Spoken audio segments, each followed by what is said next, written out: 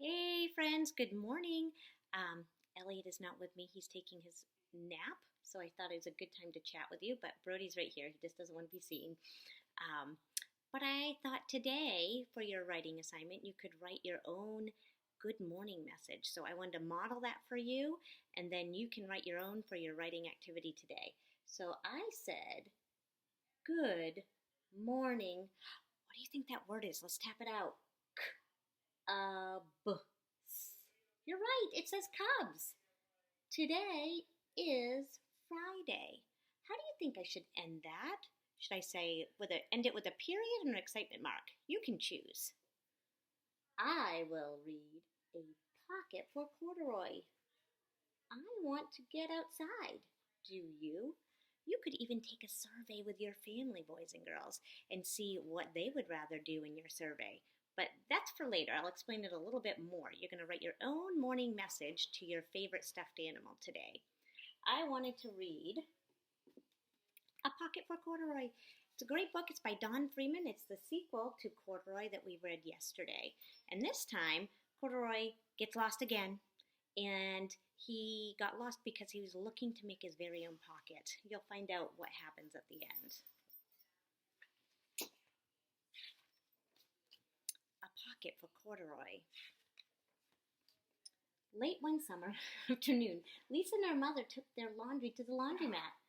Lisa carried along her toy bear, Corduroy. The laundromat was a very busy place at this hour.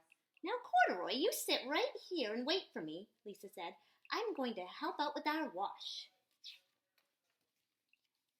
Corduroy waited patiently. Then he suddenly perked up his ears. Lisa's mother was saying, Be sure to take everything out of your pockets, Lisa dear. You don't want your precious things to get all wet and soapy. Pockets? Said Corduroy to himself.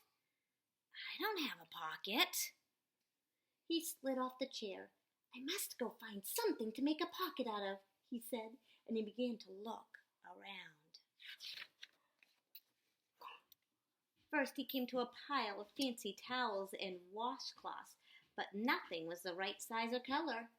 Then he saw a huge stack of colorful clothes in the laundry bag. There ought to be something in there to make a pocket out of, he said. Without hesitating, he climbed inside the bag, which was filled with pieces of wet laundry. The dampness didn't bother Corduroy in the least. This must be a cave, he said. I've always wanted to live in a dark, cool cave. Later, when Lisa looked for her bear, he was gone. Oh, Mommy, she cried. Corduroy isn't here where I left him. I'm sorry, honey, said her mother, but the laundromat will be closing soon and we must be getting home. Ooh, I sensed the problem, boys and girls. Lisa did not want to leave without Corduroy, but her mother insisted. You can come back tomorrow, she said, and I'm sure you'll find him then.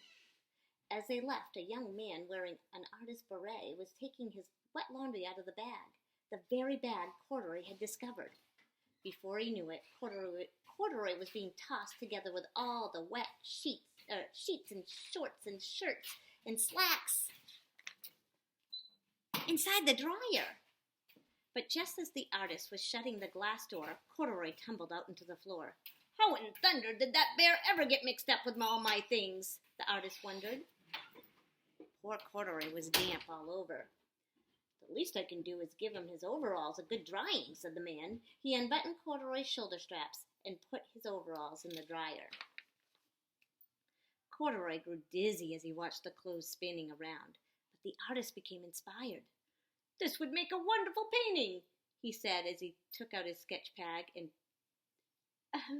out of his pocket and began drawing his swirling colors. I can hardly wait to get back to my studio.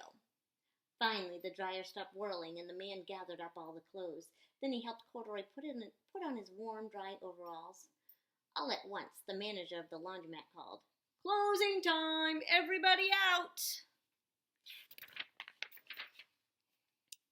Corduroy was gently placed on top of the washing machine.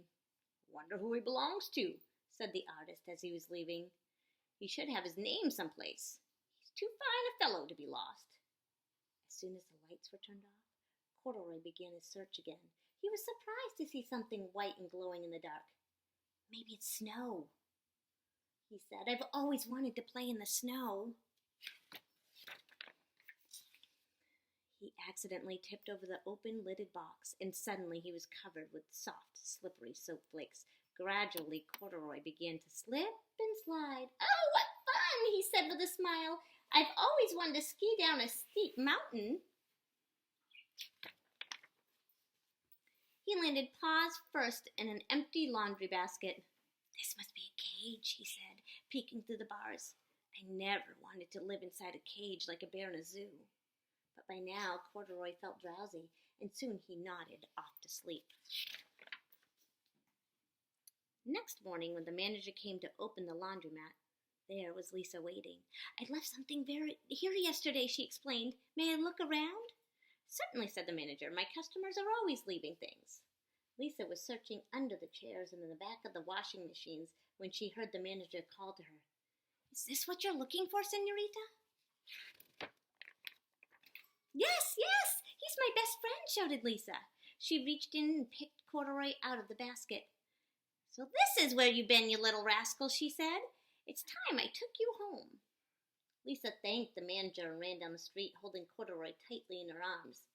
I thought I told you to wait for me, she said. Why did you wander away? I went looking for a pocket, Corduroy said.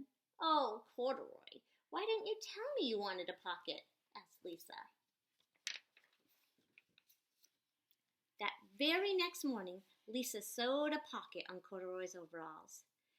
And here's a card I've made with your name on it for you to keep tucked inside, she said. I've always wanted a purple pocket with my name tucked inside, said Corduroy, as he and Lisa nuzzled noses. Oh, that's a great story, boys and girls. I want you to think, is that true? Could a stuffed bear really talk to a human? I think that's make-believe, but what a great story to share, right? So today, you're going to find your favorite stuffed animal, and you're going to write him a morning message and tell him what you're going to do today. Have a great day, boys and girls. I miss you.